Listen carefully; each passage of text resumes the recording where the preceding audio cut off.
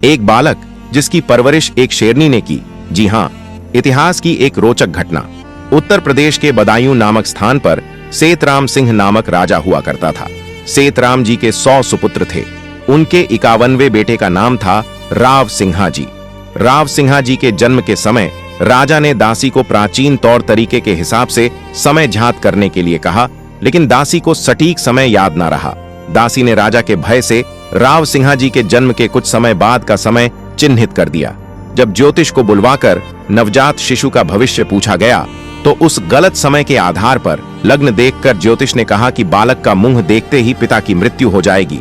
सेतराम जी ने तुरंत जल्लाद को बुलावा भेजा और कहा कि इस बालक को जंगल में ले जाकर मार डालो। जल्लाद बालक को जंगल में मारने के लिए ले गया। मात्र एक दिन के बालक को मारने में जल्लाद के भी हाथ कांप उठे, तो जल्लाद ने बालक को एक शेरनी की गुफा में यह सोचकर फेंक दिया कि यह उसका निवाला हो जाएगा। शेरनी ने अभी अभी एक शावक को जन्म दिया था। वह बालक लुढ़कता हुआ शेरनी के बच्चे के समीप जा पहुंचा। शेरनी को लगा उसने 2 बच्चों को जन्म दिया है और यह बालक भी उसी का है। शेरनी ने अपने बच्चों के साथ उसे भी अपना दूध पिलाया, उसका भरण पोषण किया। समय के साथ वह बालक बड़ा हो गया। शरीर पर घने बाल और निर्वस्त्र शेरों के साथ घूमते और शिकार करते। उनका चाल चलन रहन सहन शेरों के भांति ही हो गया। राजस्थान के पालीवाल ब्राह्मण यानी पाली जिले के कुछ ब्राह्मण जो व्यापार के मंसूबे से इस जंगल से गुजर रहे थे, उन्होंने देखा 5 शेर आपस में लड़ रहे हैं, लेकिन उनमें 5वां इंसान है। और आश्चर्य की बात तो यह थी, वह अकेला चारों पर भारी पड़ रहा था। ये देख उनके पैरों तले जमीन खिसक गई और वे तुरंत वहां से दौड़ पड़े और राजा सेतराम जी के पास आ पहुंचे।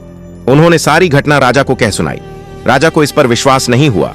तभी सभा में मौजूद वह जल्लाद उठ खड़ा हुआ और राजा से कहा कि अगर आप वचन दें कि मुझे मृत्यु दंड नहीं दिया जाएगा, तब मैं कुछ बताना चाहूंगा। राजा ने वचन दिया। इस पर जल्लाद ने सारा वृत्तांत राजा को सुनाया। अब राजा को अपने पुत्र की जानवरों के समान हालत देख अपने किए पर अफसोस हुआ और उन्होंने अपनी सैन्य टुकड़ी को उसको पकड़कर लाने का आदेश दिया, क्योंकि पालीवाल ब्राह्मणों के बताए अनुसार राव सिंहा जी को पकड़ लाना बिना सेना के मुमकिन नहीं था। अंत में सैन्य टुकड़ी सफल रही और राव सिंह जी को राजा के समक्ष लाया गया। उनको समझाया गया कि वह इंसान है और उनको इंसानों के तौर तरीके सिखाए गए। इस समय पालीवाल ब्राह्मणों पर लुटेरों का भयंकर आतंक था।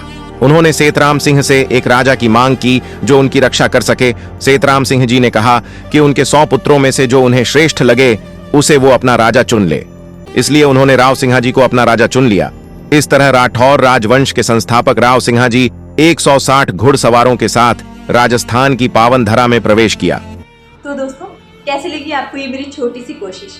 अगर वीडियो पसंद आया हो तो एक प्यारा सा कमेंट जरूर कर देना, वीडियो को लाइक कर देना और चैनल को सब्सक्राइब करना मत भूलना। धन्यवाद।